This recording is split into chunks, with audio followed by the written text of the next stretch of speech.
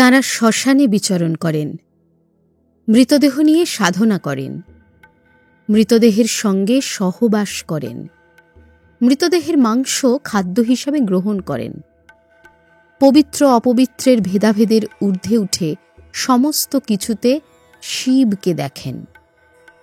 তাঁরা ভয়হীন, নির্লোভ, নিরাসক্ত, নির্বিকার। তাঁরা অঘরী। আজ কথা বলবো তাঁদের নিয়ে। তবে তার আগে প্রতিবারের মতো এবারেও অনুরোধ রইল আপনাদের কাছে, যদি ভিডিওটি ভালো লাগে তাহলে লাইক ও শেয়ার করে আরও অনেকের মধ্যে ভিডিওটি ছড়িয়ে দিন। চ্যানেলটি সাবস্ক্রাইব করে আমাদের পাশে থাকুন। সাবস্ক্রাইব বাটনের পাশের বেল বাটনটি প্রেস করে রাখলে আমাদের চ্যানেলের পরবর্তী ভিডিওগুলি সবচেয়ে আগে পৌঁছে যাবে আপনাদের কাছে। আর এখন থেকে আপনারা হতে পারেন আমাদের পরিবারের বিশেষ সদস্য। নিচের জয়েন বাটনটি প্রেস করে হয়ে যেতে পারেন আমাদের চ্যানেলের মেম্বার, আর দেখে নিতে পারেন মেম্বার্স অনলি ভিডিও।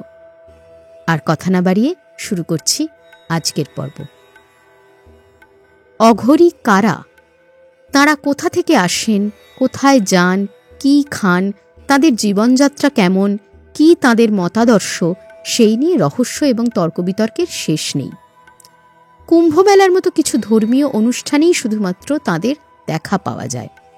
কুম্ভমেলা নিয়ে আমাদের আগের পর্বটি যারা দেখেছেন তারা জানেন যে এই মেলায় অঘরীদের বিশেষ শোভাযাত্রা এবং নানা কর্মকাণ্ড দেখতে পাওয়া যায়।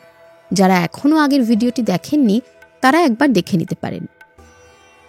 অঘরীদের নিয়ে যেসব নানা রকমের অদ্ভুত গল্প এবং অবিশ্বাস্য ঘটনা প্রচলিত আছে তার মূল কারণ হল তারা কখনোই জনসমক্ষে তাদের প্রকৃত রূপ এবং কাজকর্মের প্রকাশ করেন না। তারা লোকালয় থেকে বহু দূরে মূলত শ্মশানে বাস করেন এবং সেখানেই সাধনায় মগ্ন থাকেন। জাগতিক কোনো বিষয়ের প্রতি তাদের কোনো রকম আকর্ষণ বা আগ্রহ দেখা যায় না। কিন্তু কেন এমন নিরাসক্তি?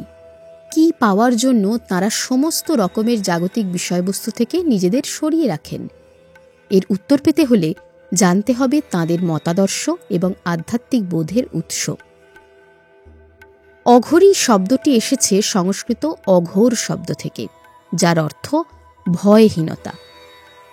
অনেকে মনে করেন অঘোর শব্দের অর্থ অন্ধকারের ঘোর বা মায়া কাটিয়ে আলোর পথে যাত্রা। যারা এই পথের যাত্রী তাঁরাই অঘরী। অঘরীরা সম্পূর্ণরূপে ভয়হীন, তাই তাঁরা এমন স্থানে ঘুরে বেড়ান যেখানে সাধারণ মানুষ যেতে ভয় পায়। শ্মশানে বসে তারা সব সাধনা করেন।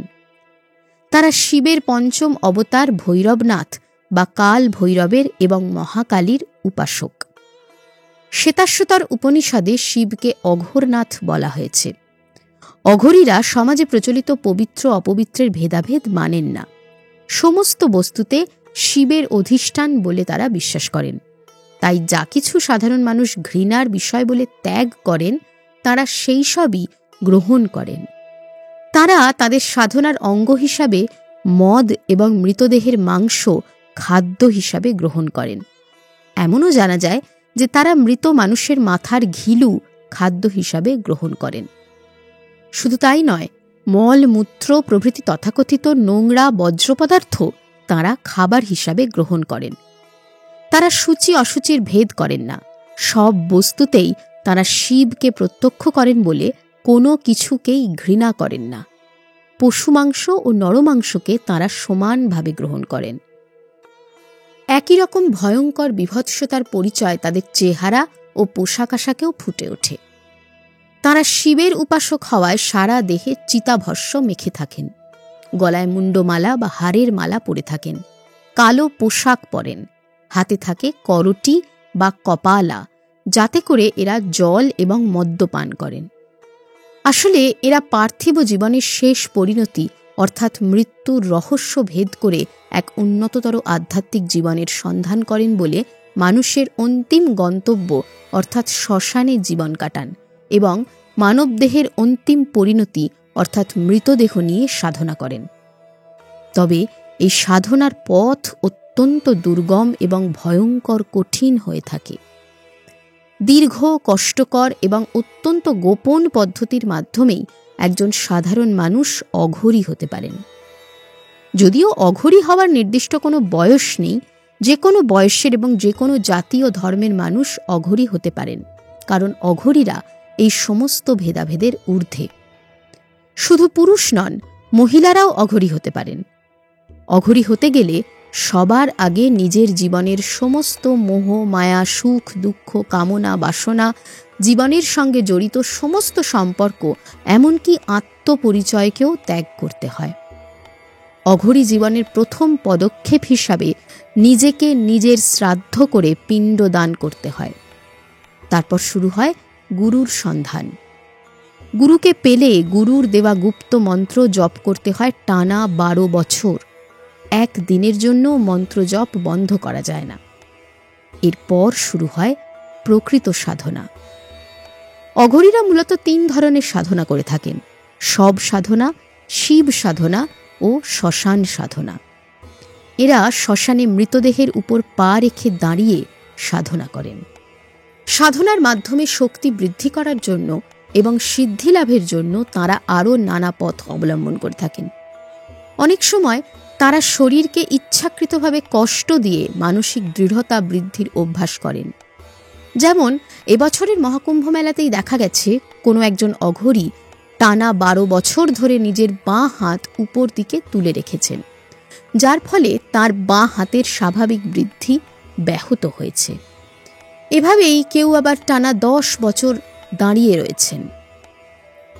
শুধু তাই নয়, সাধনায় সিদ্ধিলাভের উদ্দেশ্যে তাদের এমন কিছু মতাদর্শ পালন করতে দেখা গেছে যা সাধারণ মানুষের কাছে দুর্বোধ্য এবং বিস্ময়কর। অঘরীরা অন্যান্য সাধু সন্ন্যাসীদের মতো ব্রহ্মচর্য পালন করেন না। তাদের যৌন জীবন অত্যন্ত অদ্ভুত এবং আশ্চর্যজনক। তারা মৃতদেহের সঙ্গে শারীরিক সম্পর্ক স্থাপন করেন এবং মহিলা অঘরীরা মাসিক চলাকালীন যৌন সংসর্গে লিপ্ত হন। অঘরীরা বিশ্বাস করেন এইভাবে যৌন সম্পর্কে লিপ্ত থাকাকালীন যদি তাঁরা তাঁদের মনোযোগ সম্পূর্ণরূপে শিবের প্রতি স্থির রাখতে পারেন, তবে তাঁদের সাধনায় সিদ্ধি লাভ হয়। মৃতদেহের সঙ্গে শারীরিক সম্পর্ক স্থাপনকে তাঁরা শিব শক্তির মিলিত আরাধনা হিসাবে গণ্য করেন। এই ভয়ঙ্কর তপস্যা এবং কঠিন সাধন মার্গের মধ্যে দিয়ে তাঁরা অত্যাশ্চর্য ক্ষমতার অধিকারী হন বলে মনে করা হয়। তবে কখনোই তাঁরা জনসমক্ষে তাঁদের ক্ষমতার প্রদর্শন করেন না বলে তাঁদের এই অলৌকিক শক্তির কোনো প্রমাণ সচরাচর পাওয়া যায় না। লোকমুখে প্রচলিত আছে যে তাঁরা দীর্ঘকাল ধরে প্রাণায়ামের অভ্যাস করে নিজেদের শ্বাস প্রশ্বাসকে নিয়ন্ত্রণ করে নিজেদের জীবনকালকে বাড়িয়ে দীর্ঘকাল বেঁচে থাকতে পারেন। তাদের সাধনার শক্তির মাধ্যমে তাঁরা নানা দৈব ক্ষমতার অধিকারী হতে পারেন। যেমন যে কোনো মানুষের ইচ্ছা পূরণ করতে পারেন, দৈববাণী শুনতে পারেন, ভূত, বর্তমান, ভবিষ্যতের ঘটনা দেখতে পারেন এবং ভবিষ্যৎবাণীও করতে পারেন। এমন কিছু অঘরীদের বিষয়ে জানা যায় যাদের শারীরিক উচ্চতা সাধারণ মানুষের থেকে অনেক বেশি, যেমন প্রায় 8-9 ফুট পর্যন্ত হয়ে থাকে। অনেকেই মনে করেন অঘরীদের বেশভূষা এবং জীবনচর্যা ভয়ঙ্কর হলেও তারা স্বভাবে অত্যন্ত সরল প্রকৃতির হন। তারা তাদের শক্তি সাধারণত মানুষের উপকারে কাজে লাগান।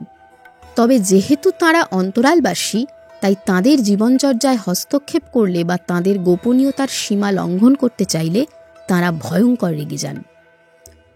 অঘরীরা সাধারণত জনসমক্ষে আসা পছন্দ করেন না, তবে কিছু বিশেষ তিথিতে যেমন কুম্ভমেলা, অম্বুবাচী মেলা প্রভৃতিতে এদের পুণ্য স্নান করতে দেখা যায়। ভারতবর্ষের কিছু বিশেষ বিশেষ জায়গায় এরা বসবাস করেন, যেমন বারাণসীর মণিকর্ণিকা শ্মশান ঘাট, আসামের কামাখ্যা পীঠ, পশ্চিমবঙ্গের তারাপীঠ, বর্তমানে পাকিস্তানে অবস্থিত হিংলাজ ধাম প্রভৃতি। অঘরীদের জীবন যেমন অদ্ভুত, তাদের মৃত্যু এবং মৃত্যু পরবর্তী আচার অনুষ্ঠানও ততটাই রহস্যে মোড়া।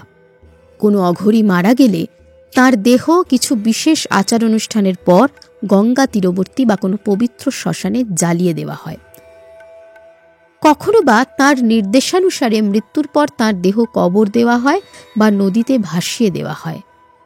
তবে একজন অঘরীর মৃতদেহ কখনোই অন্য একজন অঘরী খাদ্য হিসাবে গ্রহণ করেন না। অঘরী তন্ত্রমতের প্রবর্তক স্বয়ং ভগবান শিবকে মনে করা হলেও ভগবান দত্তাত্রেয়কে অঘরীদের আদি গুরু বলে মানা হয়। ভারতবর্ষে অঘরীদের উদ্ভব ঠিক কখন হয়েছিল তা নির্দিষ্ট করে বলা না গেলেও খ্রিস্টীয় ৭ম ও ৮ম শতাব্দী থেকে তাদের অস্তিত্ব বেশি করে জানা যায়।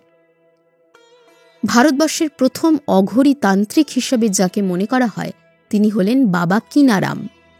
বারাণসীতে আশ্রম প্রতিষ্ঠা করে তিনি প্রথম অঘরীদের সংগঠিত করার প্রচেষ্টা করেন। ভারতবর্ষের অঘরী সম্প্রদায় তাদের অদ্ভুত আচার অনুষ্ঠান এবং মতাদর্শের জন্য এখনও জনসমাজে ভীতি প্রদর্শক হয়ে থাকলেও তাঁদের নিয়ে মানুষের কৌতূহল অপরিসীম।